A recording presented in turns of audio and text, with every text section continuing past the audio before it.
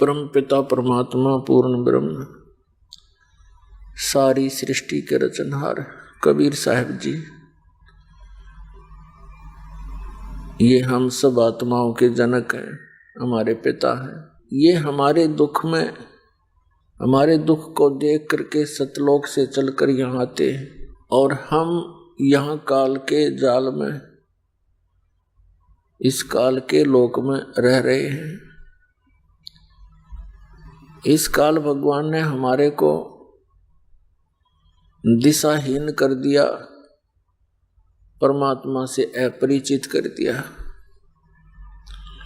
परमात्मा का नामो निशान मिटा दिया, अध्यात्म ज्ञान इतना उलझा दिया कि जीव के समझ से बाहर की बात बन गई। कोई ऋषि, कोई संत, कोई महात्मा, कोई गुरु पीर अपनी अपनी व्याख्याएं करते हैं, परमात्मा की डेफिनेशन अपने अपने हिसाब से बताते हैं। परमात्मा पाने का, आत्म कल्याण कराने का जो साधन है वो भी प्रत्येक का भिन्न भिन्न है। इस उलझे हुए अध्यात्म ज्ञान को सुलझाने के लिए स्वयं परमेश्वर आते हैं, क्योंकि उस परमात्मा के बिना कोई भी प्राणी यहाँ पर सत्य नहीं बोल सकता, क्योंकि ये असत्य लोक है। यहाँ पर छल पाखंड प्रफुल्लित होता है और सत्य कहने वालों के साथ बहुत बुरी बीतती है। तो उस सत्य को केवल परमात्मा ही कह सकता है। इस गंदे लोक में आकर उस परमात्मा ने हमें सत्य बताने की चेष्टा 600 वर्ष पहले की थी। उस समय हम परमात्मा को समझ नहीं सके। हमने उनको एक धानक दुल्हा मान के, एक कवि की संज्ञा देकर, उपमा देकर उसकी वह फाइल बंद कर दी। अब परमात्मा बड़े दयालु हैं, वो सर्वज्ञ हैं, भविष्य भूत और सभी कालों की जानने वाले हैं। उन्होंने अपनी अमृतवाणी, अपना ज्ञान उससे लिपिबद्ध करवा दिया अपनी प्यारी आत्मा धर्मदास साहिब जी के द्वारा। और जो लीलाएं परमात्मा ने की, उनकी उस अमर कथा के अंदर विद्यमान है। जो ज्ञान भगवान बताया करते थे, वो ज्ञान उनकी उस सिंपल लैंग्वेज में, साधारण भाषा में, सूक्ष्म वेद के अंदर विद्यमान है, उस तत्व ज्ञान में। अब उस समय वो की गई लिपिबद्ध आज हमारे काम आ गई, क्योंकि जो परमात्मा 600 वर्ष पहले ज्ञान दिया करते थे, आज हमारे सदग्रंथ भी उसी का समर्थन कर रहे हैं। जिन सदग्रंथों को हम शिरोधार्य मानते हैं। कौन कौन से सदग्रंथ हैं? पवित्र 4 वेद, पवित्र श्रीमद् भगवत गीता, पवित्र 18 पुराण। इन सदग्रंथों के अंदर जो कुछ भी लिखा हुआ था, जिसको हम नहीं समझ सके थे और न ही हमारे आध्यात्मिक गुरु समझ सके, उस ज्ञान को सुलझा कर भगवान 600 वर्ष पहले लिपिबद्ध कर गए थे। और उस परमात्मा के द्वारा रखे गए उस अमित खजाने को कबीर पंथी भी नहीं समझ सके, क्योंकि वो कोड वर्डों में है, सांकेतिक शब्द अधिक हैं। अब इस दास के ऊपर वो दया हुई है, उस परम पिता ने वो अकल दी इस दास को कि सभी सदग्रंथों को ठीक से जान पाया। वो सदग्रंथ आज परमात्मा की उस अमर वाणी से मेल खाते, 200 वर्ष पहले बोली गई, लिखी गई थी। और जिस परमेश्वर कबीर जी को हमारे धर्मगुरु ऋषि महर्षि मंडलेश्वर और काजी मुल्ला पीर ये कहा करते थे, ये अशिक्षित है, ये सदग्रंथों को नहीं जानता है, ऊट पटांग बातें और अपनी मनमुखी कथा सुना रहा है। तो उस समय तो हमें ये बात बिल्कुल सच्ची लगी कि सचमुच कबीर जी अशिक्षित हैं, हमारे ब्राह्मण गुरु शिक्षित हैं, संस्कृत भाषा जानते हैं, काशी विद्यापीठ में ये पढ़े हुए हैं। तो हमने ये बात स्वीकार कर ली कि कबीर जी सत्य नहीं बोल रहे। आज उस परमात्मा के उन वचनों को अपने सद्ग्रंथों के साथ मेल किया तो 100% वो सत्य मिले। परमात्मा ने कहा था कि 9 मन सूत उलझिया ऋषि रहे झकमार, सतगुरु ऐसा सुलझा देगा उलझे न दूजी बार। अध्यात्म ज्ञान को ऐसा उलझा दिया जैसे 9 मन सूत। अपने आत्मा परमात्मा दुल्हे का कार्य करते थे, दानक का कपड़ा बुनते थे, और उसमें कच्चा धागा होता था, चरखे पर काता हुआ सूत, एक रील होती थी, और वो सूत आता था जुलाहों के पास कपड़ा बुनने के लिए। सूत यदि उलझ जाता है तो उसको सुलझाना बड़ा कठिन होता था जुलाहे के लिए। तोड़ के सुलझा नहीं जा सकता, गांठ पड़ गई तो फिर धनी दुखी करे कि इसमें गांठ लग गई, तो उसको बड़ा प्यार से सुलझाना पड़ता था। और 1 किलो सूत उलझ जाता 2 घंटे में सूत में आया करता। और ये 9 मन 360 किलोग्राम सूत उलझ जा तो कैसे सुलझे? तो परमात्मा कहते हैं इन अज्ञानी ऋषि में ऋषि आचार्य और शंकराचार्यों ने इस अध्यात्म ज्ञान को ऐसा उलझा दिया जैसे 9 मन सूत उलझा दिया करते। लेकिन कहते हैं सतगुरु ऐसा सुलझा दे उलझे ना दूजी बार। अब ये अध्यात्म ज्ञान ऐसा सुलझा दिया है इस दास ने परमात्मा कबीर जी की रजा, गुरुदेव की दया से, कि अब ये इस कलयुग में उलझेगा नहीं। भक्ति कोई करियो चाहे ना करियो, परमात्मा उलाने में नहीं रहेगा। और परमात्मा ने अब पूरे विश्व में ये संदेश भी दे दिया है और दे रहे हैं, दास के द्वारा करवा रहे हैं अपना ये अनमोल कार्य। और अब भी कोई भक्ति में नहीं लगेगा, परमात्मा की भक्ति नहीं करेगा तो उस जैसा निर्भाग नहीं होगा। मानुष जन्म पाय कर जो नहीं रटे हरि नाम, जैसे कुआ जल बिना फिर बनवाया क्या काम। मानुष जन्म दुर्लभ है ये मिले न बारंबार, तरवर से पत्ता टूट गिरे वो बहुर न लगता डार। राम रटत कोड़ी भलो चू चू पड़े जो चाम, ये सुंदर शरीर किस काम का हाजा मुख नहीं नाम। कबीर जिव्या तो वाहे भली जो रटे हरि नाम, नहीं तो काट के फेंक दियो ये मुख में भलो ना चाम। राम रटत दारिद्र भलो टूटी घर की छान, वो कंचन महल किस काम के जा भक्ति नहीं भगवान। राम रटत कन्या भली साकट भलो नपूत, छेरी के गल में गल थना जिसमें दूध न मूत। राम नाम रटते रहो जब तक घट में प्राण, कभू तो दीन दयाल के बिन पड़ेगी कान। परमपिता परमात्मा हमें याद दिलाते हैं कि तुम मनुष्य जीवन पाकर के भक्ति नहीं कर रहे हो, अपना उद्देश्य भूल चुके हो। आप एक विद्यार्थी हैं, आपको एक विशेष ड्रेस मिली हुई है। ये मानव शरीर एक चोला है, एक कपड़ा है जो आपको प्राप्त हुआ है।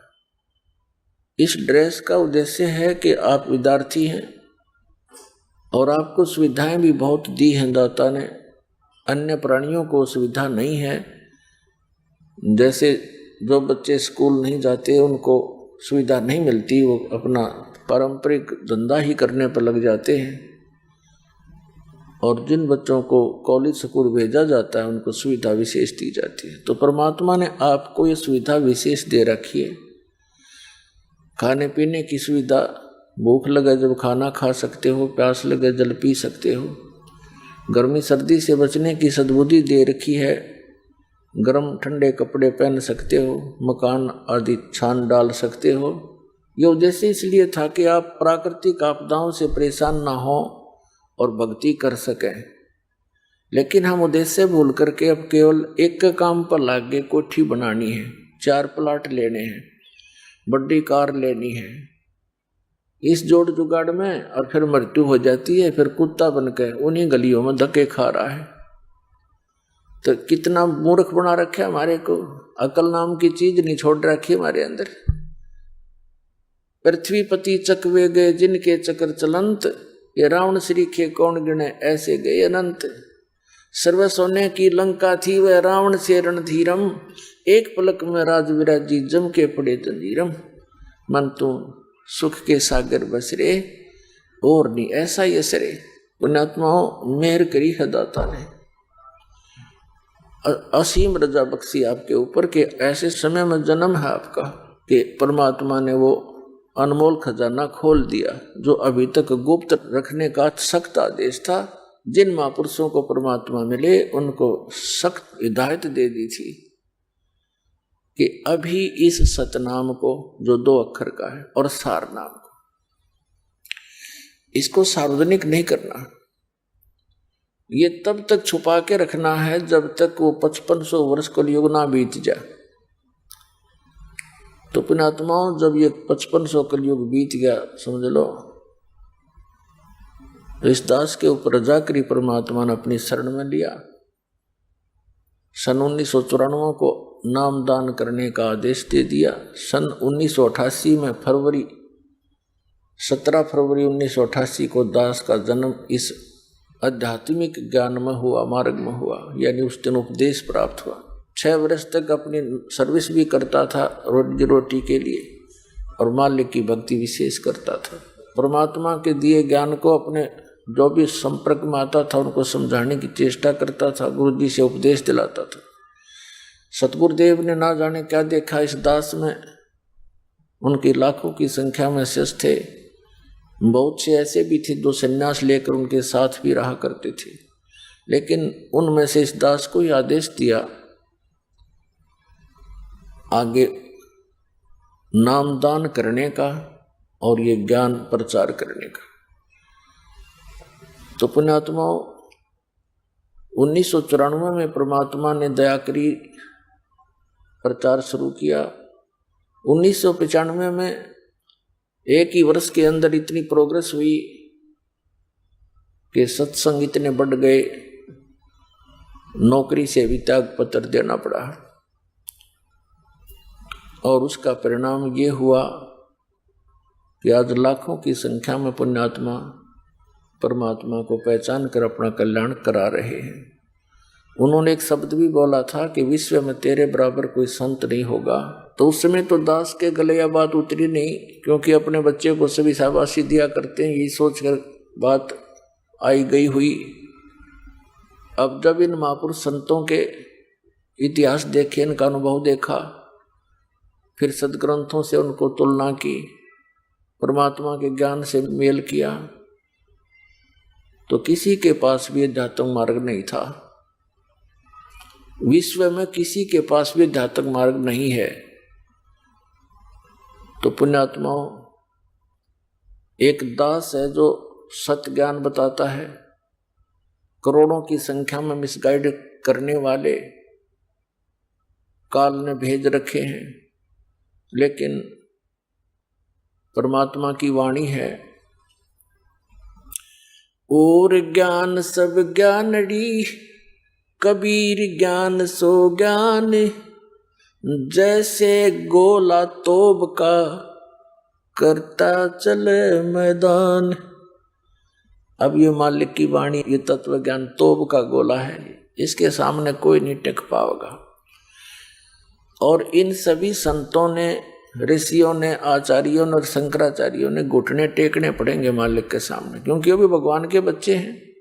सभी दोषी हो रहे हैं, परमात्मा के बच्चों को मिसगाइड किए बैठे हैं, कितना भार ले रहे हैं अपने सिर पे।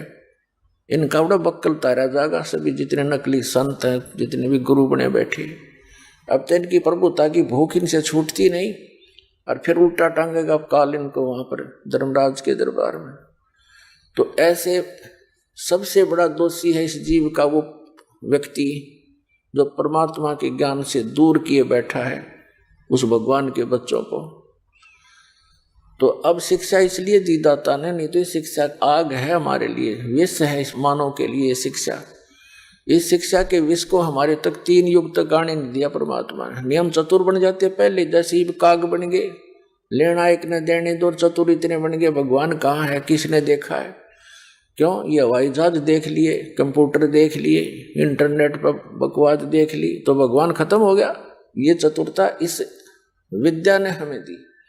और अब ये विद्या, ये शिक्षा अक्षर ज्ञान, विद्या तो ये अध्यात्म ज्ञान है, बाकी अक्षर ज्ञान जो है ये इसलिए देना अनिवार्य समझा परमात्मा ने कि मुझे पहचान लेंगे, और इस विद्या बिना हम पहचान नहीं सकते, इस ज्ञान बिना, अक्षर ज्ञान बिना।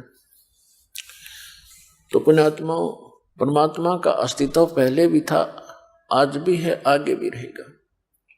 जिस विज्ञान को लेकर हम अंधे हो गए, हम भगवान से दूर होते जा रहे हैं, इसकी सतीथि कुछ भी नहीं है। यदि 2 वर्षा ना करे परमात्मा, ये सारी विज्ञान धरी धराई रह जा, और ये इंटरनेट के राखी धक्के खानते आंडे, अरे सारे जहाज एयरपोर्ट पर खड़े खड़े जरे, इनमें को बैठनिया नहीं पावे, तो क्या विज्ञान है ये? विज्ञान तो ये है, तत्व ज्ञान समझे। परमात्मा ने क्या हमें संदेश दिया है? भक्ति करें, सतलोक चलें, पीछा छुटवाओं इस गंदे लोक में, जहां पर सर्व सुख है, उसको छोड़कर यहाँ आगे। तो परमात्मा हमें याद दिलाते हैं, मन तू चल रे सुख के सागर, जहां शब्द सिंधु रत्नागर, मन तू चल रे सुख के सागर। अपने आत्मा हम सुख की तलाश में, सुख की खोज में हम चलते हैं। गरीब तो समझता है धन से सुखी होऊंगा, और धनवान कितना सुखी है ये आपको नहीं मालूम, धनवानों से पूछ लेना। तो कहने का भाव ये है कि धनवान समझता है कि राजा सुखी होंगे। अब राजाओं ने सुख प्राप्ति के लिए राज त्याग दिया, जंगलों में जाकर के सुख खोजना चाहा। वहां सुख कहाँ था? मच्छर खावे, डांस खावे, गर्मी सर्दी सतावे। तो हम उस सुख की खोज में जैसा भी कोई मार्गदर्शक मिलता है, हम समर्पित होकर के उसकी प्राप्ति में लग जाते हैं। लेकिन बिना विवेक भेख जो धारे, वो शोभ करते हैं सो भी। बिना ज्ञान के कोई भी क्रिया हम भक्ति की करते हैं, यूजलेस है, वो तो बनावटी है। अब परमात्मा कहते हैं कि डंब करें डूंगर चढ़े, अंतर झीनी झूल, जग जाने भक्ति कराइयो बो व सूल बबूल। अब जैसे कोई तपस्या करता है, बैठेगा ऊंचे स्थान पर, कोई पहाड़ी पर, पर्वत पर, ताकि दूर से दिखाई दूं, फिर व्यक्ति वहां श्रद्धालु जान लग जाए, उसके मत्था टेके, वाह वाह का पात्र बन जावे। 2 वर्ष हो गए बाबा जी तपस्या कर रहे हैं। अब परमात्मा कहते हैं बिना विवेक जो ये डले ढो रहे हैं, इनका कोई यूज नहीं। कबीर साहब ने कहा है कि डंब करें लोग दिखावा, और डूंगर चढ़े, ऊपर ऊंचे स्थान पर बैठ जाएंगे, और अंतर झीनी झूल, अंदर व्यवस्था है नहीं। कहते जग जानियो भक्ति कराइयो बो व सूल बबूल। आम व्यक्ति तेने सोचा भगत आदमी है, बड़ी साधना कर रहा है। परमात्मा कहते हैं ये तो अपने भविष्य में काटे बो रहा है कि करके, क्योंकि ये मार्ग अकॉर्डिंग टू स्पिरिचुअल बुक्स नहीं है, आध्यात्मिक हमारे सदग्रंथों के आधार से नहीं है ये ज्ञान। गीता जी अध्याय नंबर 16 के श्लोक नंबर 23-24 में कहा कि शास्त्र विधि को त्याग कर जो मनमाना आचरण करते हैं, उनको न तो सुख हो सकता, ना उनको कोई सिद्धि हो, ना उनकी गति हो। और इन 3 चीजों के लिए भक्ति करते हैं हम कि संसार में रहें तो हमें परमात्मा प्रोटेक्शन दे, हमारे दुखों का निवारण हो, हमारे सिद्धियां हो। सिद्धि का अर्थ होता है भक्ति की शक्ति हमारे अंदर संग्रहित हो, और उसके प्रेशर से फिर हम ऊपर चलेंगे और उससे फिर गति होगी। तो परमात्मा कहते हैं मन तू चल रहे सुख के सागर, जहां शब्द सिंधु रत्नाकर। सुख सागर किसे कहते हैं उसकी डेफिनेशन बताई है कि शंखों लहर मेर की उपजे और कहर नहीं जा कोई, दास गरीब अचल अविनाशी सुख का सागर सोई। कभी कभी आप देखते हो एकांत में बैठे हो और सारे बीपी व्यापी ठीक हो शरीर के, फिर एक ऐसी हिलोर उठती है अंदर से, कोई भी पराया नजर नहीं आता, चाहे कोई कितना सता रहा हो आपको, उसके प्रति भी द्वेष उत्पन्न नहीं होता, कोशिश करने से भी नहीं होता। दास के साथ तो बहुत बार होता है। और जब वो चला जाता वो कुछ क्षण की होती है, उसके बाद फिर ज्यों के त्यों वही मलिन विचार जैसे भी हैं जिसके, वो ऐसा हो गया, उसको ऐसा कर दिया, वो नुकसान हो गया, फलाना हो गया। वो मेहर की लहर थी, सबके प्रति एक मेहर बन जाती है, दया भाव आ जाती है, और फिर कहर की लहर शुरू होगी एज इट इज ज्यों की त्यों वही। तो यहाँ परमात्मा याद दिलाते हैं कि ऐसी लहर वहाँ शंखों उठेंगी आपके, द्वेष नहीं होगा। वहाँ नाड़ी से बना हुआ शरीर नहीं है आपका जिसमें बीपी हाई लो होता हो, वो नहीं है। वहाँ कोई रोग नहीं है, अनाम में शरीर मिलेगा जिसमें कोई रोग नहीं होता, और ना वृद्धावस्था होती और ना मृत्यु होती। यहाँ पर हम सभी की मृत्यु भी होगी और वृद्धावस्था भी होगी, जो पहले ना मर जाता है, क्योंकि काल ने तो करना है काम, वो जवानी भी मार देता है। नहीं तो वृद्धावस्था भी होगी, जो सबसे बड़ा कहर है इस जीव का। परमात्मा कहते हैं जब तक आपके ऊपर आपत्ति नहीं आती तो आप उस ओर ध्यान नहीं देते हैं, और आपत्ति आने के बाद ध्यान दिया, फिर उसका लाभ क्या हुआ। अब जैसे कोई चोर को कहता है भाई चोरी मत किया कर, तुझे पुलिस पकड़ लेगी, तेरी पिटाई होगी, जेल में डाला जाएगा। अब वो पहले सतर्क नहीं होता है तो वो तो उसके साथ होना ही है, और फिर उसको याद आए कि मैंने गलती कर दी, जब वो जेल जा चुका होता है तो व्हाट इज यूज। तो इसी प्रकार परमात्मा ने आके हमें इन एडवांस सतर्क किया है, और बुद्धिमान वही होता है जो संकेत समझ जा आने वाली आपदाओं से बचने का कोई व्यवस्था कर ले। तो क्या बताते हैं कि शंखों लहर मेर की उपजे कहर नहीं जा कोई, दास गरीब अचल अविनाशी सुख का सागर सोई। वो स्थान सुख का सागर है जहां कोई दुख नाम की चीज नहीं। अब देखो वृद्ध अवस्था में ये प्राणी कितना दुखी होता है। अब जो वृद्ध हो चुके हैं उनके पास बैठा करो, जो जवान गणे हैं, वो याद दिलाएंगे आपको कि हम 40 किलो 50 किलो वजन को सिर पे रखकर 2-2 किलोमीटर लाया करते थे, और अब दूसरे के उठाए से ये शरीर उठ रहा है। पुण्यात्माओं कहने का भाव ये है कि ये वृद्ध अवस्था प्रत्येक प्राणी पर होगी, और उस वृद्ध अवस्था के अंदर यदि परमात्मा का सहयोग साथ नहीं होगा तो ये शरीर घना दुखी कर देगा।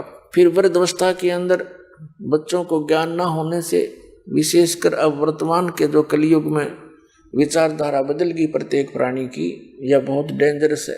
बड़े छोटों के प्रति कोई विशेष वो भावना नहीं रही जो होनी चाहिए थी। तो इस ज्ञान से जो दास एक नया समाज तैयार कर रहा है, परमात्मा की रजा हो रही है कि उसके बच्चों पे, इससे एक तो माया से मन हटेगा आपका, जो सबसे बड़ी दुश्मन आपकी है,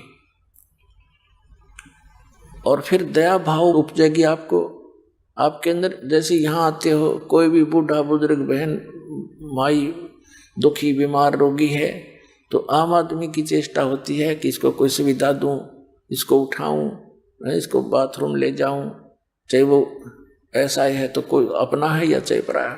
तो ये भाव जब हमारा यहाँ बन जाएगा तो फिर अपनों की क्यों नहीं सेवा करेंगे। पहली बात तो जो भक्ति करेंगे हमारे वो आपके जो माता पिता, तो उन पर आपत्ति आवेगी ही नहीं बुढ़ापे में, क्योंकि परमात्मा का साथ उनके संग रहेगा, बहुत ज्यादा लाभ मिलेगा, रोग नहीं होगा, शरीर ठीक ठाक चलता रहेगा और अचानक मालिक उनको ले जाएगा।